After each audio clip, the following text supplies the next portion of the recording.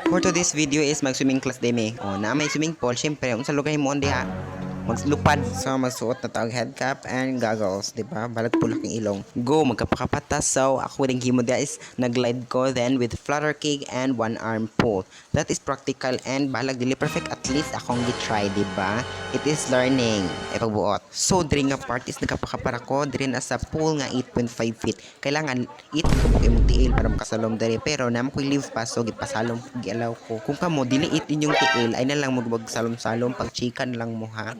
Pakichika na lang mo. Oh, saka kung hagdan kay mo slide ko taas kay na. Oh, di ba? Kami pa kitang salom no nga nagbakay. Kasama ka ding iringa nag over ko. How sa ming big?